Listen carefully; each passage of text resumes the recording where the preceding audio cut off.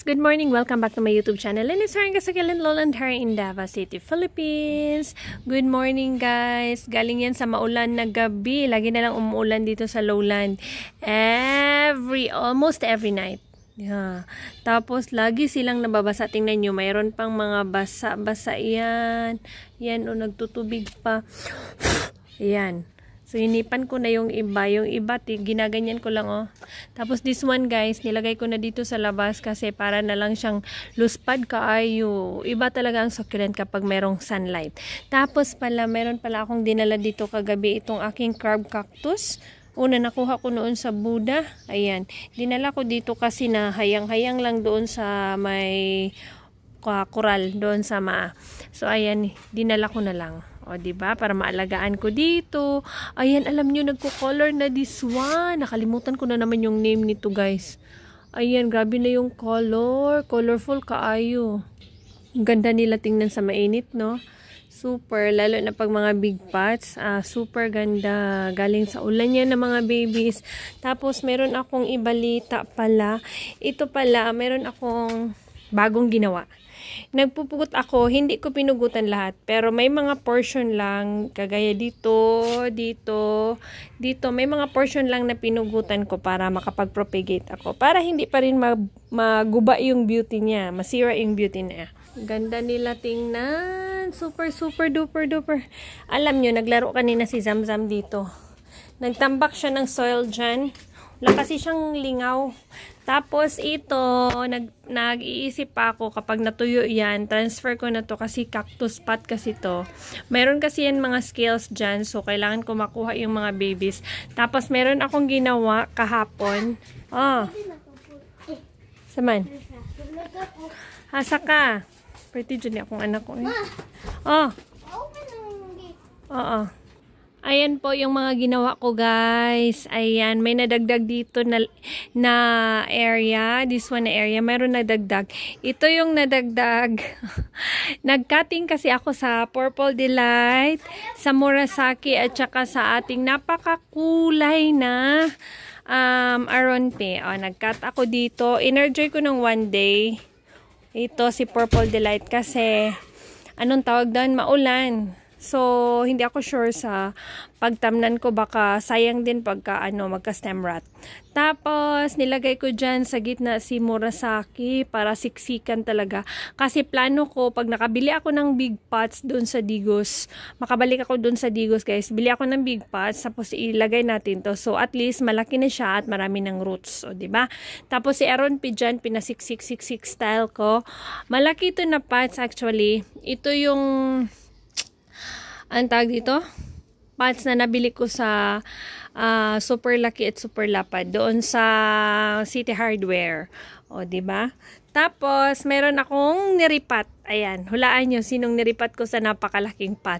Ito yung leaf propagation natin. Na dito yung butchogo, dyan dito nakalagay. Oo, ang lagayan niya ay nilagyan ko na ng another leaf propagation. Ayan, maliit lang to. Tingnan nyo yung kamay ko. Ganyan lang siya. Tapos ito, hindi ko mahawakan kasi napakalaki ng pot na to. At malapad. So, nasa gitna iyon. Tapos, tinukuran ko na ng stick maliliit. Tapos, yung gilid-gilid nito kasi malaki yung space, nagkuha ako sa iba. Yung dito yung mga tumubo lang kahit saan dyan, nagkuha ako. Parang dyan may kinuha ako. Tapos, guys, ito pa lang si Purple Delight. Yung nakatanim dyan. Ayan, nagpugot ako sa gitna. O, diba? Napahak. Napahak po yung ating Purple Delight dyan. Kasi nagpugot ako sa gitna para magkaroon siya ng babies at mas makapal sa gitna. Kasi lalo silang nagpo-fall dito, natatahirig sila sa gilid-gilid. Lalo pong nagka-space yung gitna. Oo, lumaki yung space, nagiging ganito. Kasi na-move na kasi sila side by side. So, kailangan kong pugutan yung gitna. Hindi ko lahat pinugot. Para magkaroon siya ng baby sa mga stem.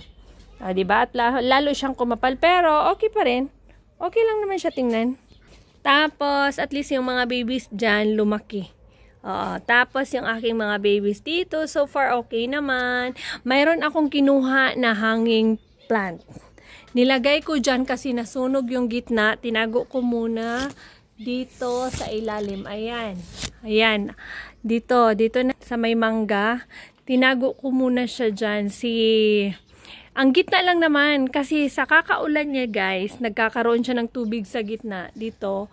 Tapos nasa adjusting period pa siya. Tapos biglang uminit. Yan ang nangyari sa kanya kaya nasunog yung gitna. Tapos ito, this one. Nilagay muna ng aircon. Oo, nabubuhay kasi dito. Si ghost plant noon dito ko nilagay. Tapos nakapag-adjust. Tingnan nyo yung as in nasunog talaga kasi yung naluto siya sa tubig. Siguro yung tubig ba na ano dyan. So nagkasunog-sunog. So hinayaan ko na lang muna. So far naman yung ibang dahon okay. Yun lang ang nasunog yung gitna. Tapos, ito din. Ito din, yung mga sulod, yung loob-loob niya sa init ng panahon, from ulan, nasunog po yung loob. Kinuha ko na, as in, marami akong nakuha na leaves. Tapos, lagay ko muna sila dyan, mga 1 or 2 weeks, hayaan dyan. Pati yung mga linabhan ko guys na basa. So, marami akong nilabhan. Ito nilabas ko na din para maulanan kasi sobrang dry ng soil niya. Ayan oh. Hindi kasi ito naisilong ko kasi yan pero nasa shaded area siya na nakakasagap naman siya ng sunlight. Mas gusto napapansin ko ni cheesecake yung hindi siya masyadong laging nauulanan. So far naman, yung mga iba kong succulent dito, buhay na buhay at gusto nila yung rain and shine na area. Tapos this one, rain or shine, babies. Tapos alam nyo, medyo lumaki-laki na yung mga purple delight na leaf propagation natin. Tapos ito yung hinintay ko. Ikaw ang hinintay kong lumaki. At saka ikaw, kasi punong-puno siguro yung pots na yan. So, nilagay ko na sila sa labas. So far, okay naman. Ito na hanging plant, though, dito na siya na area nakalagay. Super duper init. Kahit na super init, pero so far, okay naman siya kasi nasasanay sila sa area dito sa lowland. Climate dito sa lowland na paiba-iba. Yung aking kasing Mendoza at saka anong tawag dito?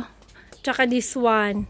Binggit pa yung ano niya, pakiramdam na sa 1 week or almost 2 weeks pa lang sila dito. Kaya siguro ganun. Oo. So, hindi ko din siya masisisi. Ikaw, no? Hindi na. Anyway guys, namunga na pala yung bayabas ko. Ayan, bayabas namin dito. May bunga na, ayan. Diba? Dito lang na area. So, dito siya si bayabas, si malunggay. We still have malunggay here. Ayan, ang napakalaking puno. Siguro ka-age to ng house na malunggay sa grabe kalaki buyag. Ayan yung puno niya. Palagi na lang siyang pinuputol dyan kasi marami siyang ganito kasi puputulin ko to kapag ayan, pag super taas na, kagaya niyan. O, malapit na yan siya. Para magbigay naman siya ng another babies. Ayan po yung mga leaves na nakuha ko na nagmash-mash. O, diba? Ayan din yung ating nadagdag. Oo, ito yung nadagdag ko na, anong tawag dito? Dito lang to. Dito, dinagdag ko to. Anong tawag dito? Kalimutan ko. Sedum Adolphi from cuttings na sa mga 5 days ago. Hi! So, nilagay ko siya dyan. Hindi naman siya nagka-rot-rot. So far, okay naman siya. Matibay talaga. Ay! Taro nga og butang day. Apit mahulog. Ay, mga hanging plants ko. Ayan. Dito naman na area, meron akong nilagay. Eto, naulan na to. 3 days ago, ayan. Gumawa ako ng hanging pot na. Tingnan nyo, hanging pot na, anong tawag dito? Stinky! Ayan, napapaganda ako kay Stinky. Nilipat ko yung mga Stinky ko, guys. Ito na sa tatlo ata to na pots. nilagay ko dito para mag-fall siya dyan. Hindi ko na siya masyadong makuhaan. At saka, hindi ko masyado siyang siniksik kasi itong si Stinky, guys, kapag pinugutan mo to magbibigay ng maraming baby. So, magsisiksikan yan sila dyan later on. Siguro after mga 6 months. As in, trust me, char. Dadami yan. Balik ko muna. Ay, ito mga ano ko to, mga... Hi! Mga gawa-gawa ko to na mga kahit ano na lang, basta gusto ko maghanghang. Kasi ito yung type na Stinky na naghahanghang talaga. Oo, hihintayin ko siya na mag-fall. Hindi ito yung mother plant ha, yung mga babies ko na propagation. Yan. So, na-miss ko mag-vlog dito sa likod. Actually, buhay naman po yung ating cactus. Ayan, buhay na buhay. Nagandahan ako sa kanya kasi pa-straight talaga yung tubo niya, no? So, nagputol ako this one here na may mga babies na, ayan. Pina-dry ko muna siya, hindi. Nay, dry na ata to eh. Nasa mga 3 days na ata siya. So, itanim ko na mamaya para mailinya ko na dito. Dito ko sila ilalagay, guys, sa likod. Ito yung permanent area nila na sila lang talaga. Tapos, ito yung aking mga succulent sa likod na parang hindi pinapansin pero gumaganda, tumataba. Hi, Mother! Ito. Mother Mendoza, hello. Kumusta ka na dyan, Mother Mendoza? Okay ka lang ba? Okay lang yung palaging nauulanan ng Mendoza natin, guys, na sobrang tanda na. Ito ang pinakamatanda ko na Mendoza. Hi! Napatay na yung mga stem, bumalik na naman, nasunog, ay pinugutan. Ayan ngayon, ang ganda. Ayan. Super.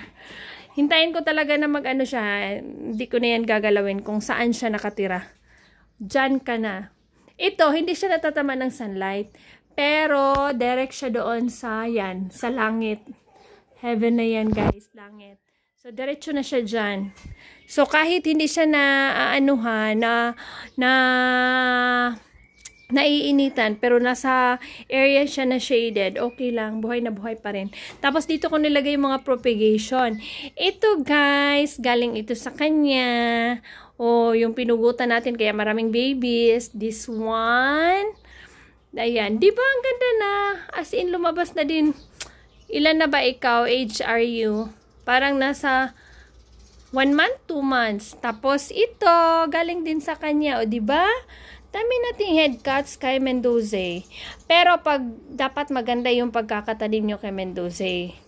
O kahit Mendoza yan. Para magiging ganyan din kaganda. Ay, kalami ko si nalang dod ka Mendoza. Oy. I have 3 pots ng ganito. Nandun yung isa. Pinaano ko, rain and shine ko. Uy! What happened to you? Isilong ko na naman. Pag may ganito, isilong ko. Ayan. Pero buhay naman siya. So far, okay naman siya. Hindi siguro niya gusto yung area. Parang ayaw niya, palagi siyang nababasa. So, ibalik ko na siya dito sa dito na area. Hindi ito nababasa, pero naiinitan. So, lagay kita dyan, ha? Kailangan ko din bisitahin. Ngayon lang ako nakapagbisita dito. Hi! Ang ganda na ng ating hindi ko to rain and shine dye. Nilagay ko dito sa may window na area. Hello! Nainitan lang siya. Pag variegated talaga ngayon, maingat na ako. Kasi lahat ng variegated ko, guys. Ay, wala na. Naano yung mga variegated ko na dedongs doon sa baha dati. Kaya, para akong natroma sa mga variegated. Kaya, ngayon nga nagkaroon ako ulit after 2 years. Diba? Nag-rest ako na almost 2 years. Paminsan-minsan lang. Ngayon lang ako nagiging active ulit. So, after that, guys, hindi na ako bumili ng mga variegated ng kahit ano ngayon. Dahil may area na ako na pwedeng silungan nila. So, mag-collect tayo paunti-unti lang. Hindi yung mahal. Dati ang mahal-mahal ng mga ganito. Ngayon, makakabili ka ng 100, 200. Diba? Pero, hindi yung masyadong lash. Tayo na magpapalash niyan. Okay? Ito. Si ano to? Hindi to variegated ha. Si ano? Ngayon ko lang nakita. Anong nangyari? What happened to you? Ayaw mo sa new area mo? Nag-variegate siya. Si ano ito? Pink rose. Oh, mamaya na, mamaya. Diyan ka lang. Ganda ng kulay niya. Okay. So, ayan guys, yan lang muna yung mga update ko dito sa likod at saka dun sa harap. Nag-ano ako ng mga pugot-pugot ko, nag-update ako. So, hanggang dito na lang muna yung update ko sa inyo guys. See you on my next video. Bye-bye guys!